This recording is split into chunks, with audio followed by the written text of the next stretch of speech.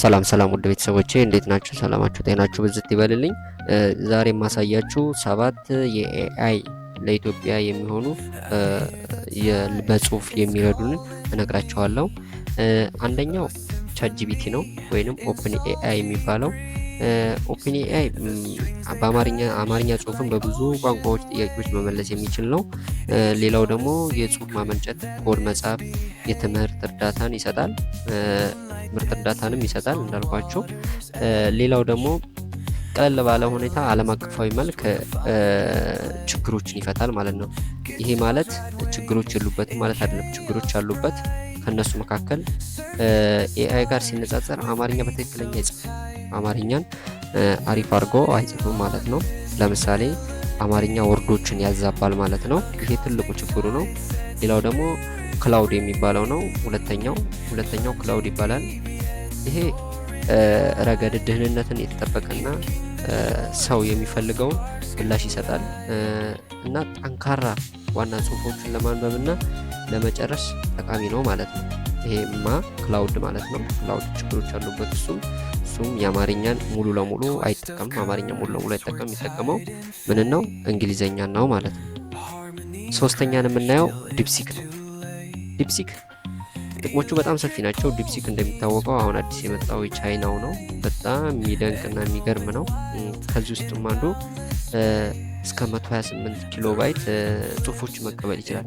በፒዲኤፍ በወርድ በተለያዩ መንገድ ከቻትጂፒቲ እንደውም ለየት የሚያደርገው ፒዲኤፍ ይቀበላል ማለት ነው። ዲፕሲክ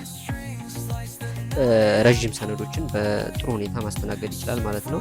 ሌላው ቻትጂፒቲ ጋር ተመሳሳይነት አለው የተወሰነ መልኩ እና ስክሪፕት ይጽፋል። በጣም አሪፍ ስክሪፕቶች ይጽፋል። የተለያዩ ነገሮች የሚሆኑ ለዩቱብ ለበርካታ ጥቅሞች ያሏቸው ስክሪፕቶች ይጽፋል ማለት ነው። ሌላው ደግሞ የምናየው አራተኛው ግሮክ የሚባል ነው። አዲስ የመጣ ነው። የኤለን መስክ ነው።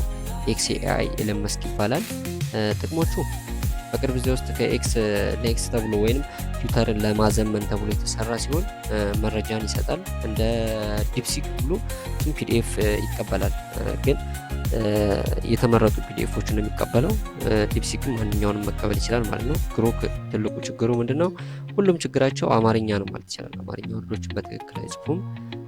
አማርኛ ወርዶችን ያዛባሉ። እስካሁን ከተሰሩት ኤአይዎች አማርኛን በትክክል የሚጽፍ የለም። በካራክተርም ደረጃ በራይቲንግም ደረጃ አማርኛ በትክክል እንትን አይጽፉም ማለት ነው። እነኚህ በእንግሊዝኛ ግን አሪፍ እንግሊዝኛ ይጽፋሉ ማለት ነው። አምስተኛ ላይ የምናየው ታይዶ የሚባል ነው። ታይዶ ጥቅሞቹ የመስመር ላይ ንግዶችን ኮመርሻል የሚባለው ማለት ነው። የኤአይ ቻት ቦቶችን ለመስራት ይጠቅማል ማለት ነው። ታይዶ የሚባለው እንደ አፕሊኬሽን ያሉ ይሰራልናል ማለት ነው። ደንበኞችን በራሱ ስር ለመመለስ ጠቃሚ ነው። ችግሮቹ ምንድን ነው? ለንግድ ብቻ የተመቻቸ ነው። ለንግድ ለምሳሌ ዌብሳይቶች ብቻ የተመቻቸ ነው። ለሌላው ነገር አይሆንም ማለት ነው። በስድስተኛ ደረጃ የምናየው ቦትሶኒክ የሚባል ነው። ቦትሶኒክ ጥቅሞቹ ያለ ኮድ ግንኙነት የራስን ቻትቦት ለመስራት ይጠቅማል ወይንም ለመገንባት ይጠቅማል። የራሳችንን ቻትቦት ለምሳሌ እንደ ዲፕሲክ ምናምን የመሳሰሉ አይነቶች ቻትቦቶችን ለመገንባት እንደዚህ አይነት ነገሮችን ለመገንባት ይጠቅማል ማለት ነው። በጣም አሪፍ ናቸው፣ ተጠቀሟቸው። እኔ እነኝህን ሪኮመንድ አደርጋቸዋለሁ። የዚህ ቦትሶኒክ ለንግድ ጣቢያዎች፣ ለፌስቡክ ገጾች፣ የተለያዩ ሁኔታዎች መተግበሪያዎች ጠቃሚ ነው። ለምሳሌ የፌስቡክ ፔጃችሁን ለማዘመን ተፈለጋችሁ አፕግሬድ አድርጋችሁ አሪፍ ቪው እንዲኖረው እይታ እንዲኖረው ለማድረግ በጣም ጠቀሜታ አለው። ችግሮቹ የተወሰኑ ችግሮች አሉበት። እነሱም የኤአይ አቅም ብቻ ያለው ነው። በኤአይ አቅም ብቻ ያለው ነው ማለት ነው። ሰባተኛው ቻት ቤዝ የሚባለው ቻት ቤዝ ጥቅሞቹ የራሳችንን የኤአይ ቻትቦት በፒዲኤፍ በወርድ ፋይሎች ላይ በመመርኮዝ መገንባት እንችላለን። ለምሳሌ ፒዲኤፍ ላይ ሰርተን በወርድ ሰርተን ፋይሎችን እንሰራለን። ኮድ ሳንጠቀም እነኛን ለመገንባት ያገለግለናል ማለት ነው። ቻት ቤዝ የሚባለው ነው ሰባተኛው። ማጠቃለያ ላይ የምነግራቸው እያንዳንዳቸው የኤአይ ረዳቶች የተለያዩ ጥቅም አሏቸው። አንደኛው ያልኳችሁ ለጽሁፍ ማመንጨት የሚያገለግለው ቻትጂፒቲ ነው። ለንግድ ወይም ለደንበኞች ደግሞ የሚያገለግለው ታይዶ ነው። ለጥልቀት ላለው ጥናት ወይንም በጣም ዲፕ ገብተን ለማየት የሚጠቅመን ደግሞ ማነው ዲፕሲክ የሚባለው ነው። ዲፕሲክን መጠቀም እንችላለን። ከእነዚህ ውስጥ እናንተ የትኞቹ ናቸው የምትጠቀሟቸውን በኮመንቱ ላይ አሳውቁኝ። እኔ በዚህ አበቃለሁ። አስተያየቶች ካሏችሁ በኮመንት ላይ እንትን በሉልኝ፣ ጻፉልኝ፣ መልስላችኋለሁ።